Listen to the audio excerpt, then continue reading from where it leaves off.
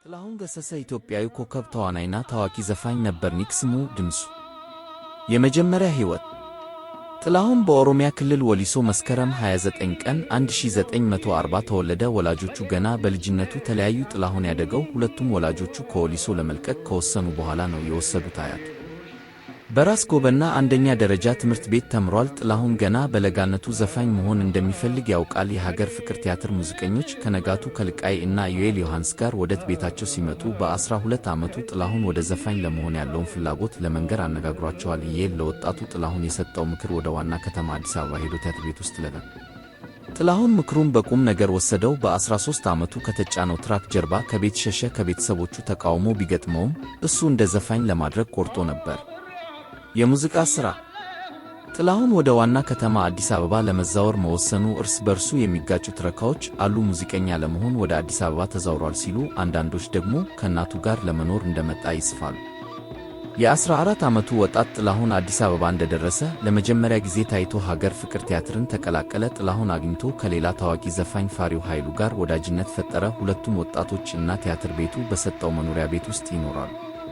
በሙዚቃ አደረጃጀታቸው በአለባበሳቸውና ባገኙት አድናቆት የተደነቀው ጥላሁን የንጉሠ ነገሥቱን ዘበኛ ኦርኬስትራ ተቀላቀለ። ኦርኬስትራ ጥላሁንን በማግኘቱ በጣም ተደስቷልና ከሀገር ፍቅር ቲያትር ሳይወጣ ተቀላቀለ። መዛግብት እንደሚያሳዩት ጥላሁን ከሁለቱም ቦታዎች ደሞዝ ይወስድ ነበር። አለቆቹ በሬዲዮ ድምፁን ሰምተው የኢምፔሪያል ዘበኛ ኦርኬስትራ መቀላቀሉን እስክር ድረስ ያህል ደስተኛ ስላልነበሩ ጥላሁን እንዲመለስ ፈለጉ። ለተወሰነ ጊዜ በኦርኬስትራ እና በሀገር ፍቅር መካከል ጠብ ተፈጠረ። መኮንን ሀብተወልድ ጥላሁንን እንዲመልስ ኦርኬስትራውን ሲጠይቅ የንጉሠ ነገሥቱ ዘበኛ አዛዥ ጄኔራል መንግሥቱ ነዋይ እንዲቆይ አዘዙ። የጥላሁን ጉዞ የሚጀምረው ከንጉሠ ነገሥቱ ዘበኛ ነው። የእሱ ቴነር ዘፋኝ ምርጥ የኢትዮጵያ ፖፕ ነበርና የእሱ አድናቂዎች ከሆኑ የአገሪቱ ዘፋኞች የበለጠ ነበር። በ8 ዓመታት ውስጥ ከንጉሠ ነገሥቱ ዘበኛ ጋር ያሳልፋል። ሰዎች ኦርኬስትራውን ከጥላሁን ተነጥለው ማየት አልቻሉም። ጥላሁንና ኦርኬስትራ በትክክለኛው ጊዜና ቦታ ተገናኙ። ሁለቱም በኢትዮጵያ የሙዚቃ መድረክ እየጨመሩ ነበር።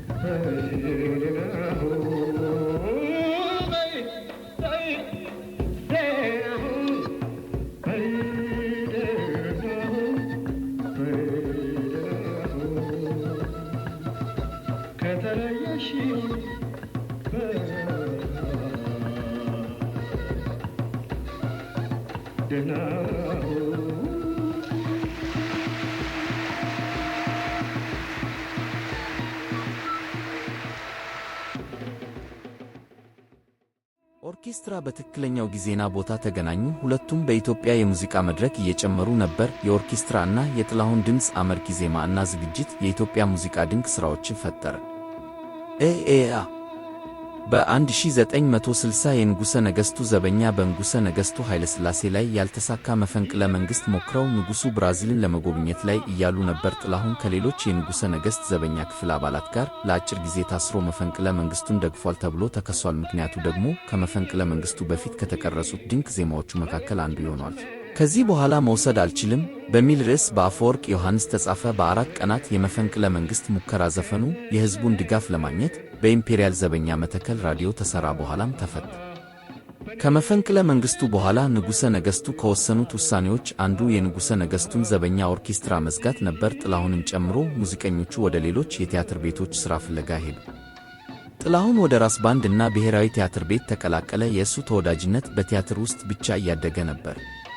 የቲያትር ቤቱ ሠራተኛ የሆነው ጥላሁን በየጊዜው ዘፈኖችን መቅረጽ ይጠበቅበት ነበር። በዚህም ምክንያት ጥላሁንን ከሀገር ውስጥ ትልቁን የሙዚቃ ኮከብ በማድረግ ብዙ ታዋቂዎቹ ወጡ። ተወዳጅነቱ በጣም በፍጥነት እያደገ በመምጣቱ በብሔራዊ ቤተ መንግሥት ውስጥ መደበኛ ለንጉሠ ነገሥቱ የሙዚቃ ትርኢት ሲያቀርብ ነበር። የጥላሁን ተወዳጅነት ከንጉሠ ነገሥቱ ውድቀት በኋላ የበለጠ መረ።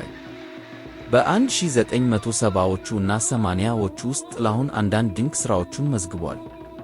ጥላሁንም በዚያ ዘመን ለረሃብ ተጎጂዎች በሚሊዮን የሚቆጠር ገንዘብ ሰብስቧል። ስለ ብሔራዊ ፍቅር ከፍተኛ ዘፈኖችን በመቅረጽ ለአገሩ ባለው ፍቅር ይታወቃል። ጥላሁን አንገቱ ላይ እስከተወጋበት ጊዜ ድረስ በቤተሰቡ አባላት ሙዚቃ እየቀረጸ ነበር። ከጉዳቱ ቢተርፍም ብዙዎች የወርቅ ድምፁ መጨረሻ እንደሆነ ይከራከራሉ።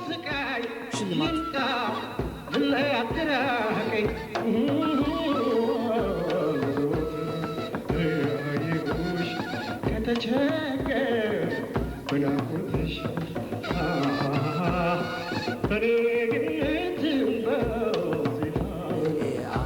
የ2009 የሕይወት ዘመን ሽልማቶች የኢትዮጵያ የጥበባት እና የመገናኛ ብዙሃን ሽልማት አደረ። የክብር ዶክትሬት ዲግሪ አዲስ አበባ ዩኒቨርሲቲ ለኢትዮጵያ ሙዚቃ ላበረከተው አስተዋጽኦ በማመስገን የግል ሕይወት በመጨረሻዎቹ የሕይወት ዓመታት ጥላሁን በስኳር ሕመምተኞች የጤና እክል አጋጥሞታል። ሚያዝያ 19 ቀን 2009 ከአሜሪካ ጉብኝት አድርጎ ሲመለስ ጥላሁን ገሰሰ በቤቱ ራሱን ስቶ ወደ ሆስፒታል ሲወሰድ ሕይወቱ አልፏል። ብሔራዊ የቀብር ሥነ ሥርዓት ሚያዝያ 23 ቀን 2009 ተፈጸመ። በቀብር ሥነ ሥርዓቱ ላይ በመቶ ሺዎች የሚቆጠሩ አድናቂዎቻቸው፣ የቀድሞው የኢትዮጵያ መለስ ዜናዊ እና ሌሎች በርካታ ከፍተኛ ባለሥልጣናት ተገኝተዋል። ጥላሁን በሕይወት የተረፈው በልጆቹ ነው። ጥላሁን ለትውልድ የሚተርፍ ትሩፋትና የሥራ አካል ትቷል።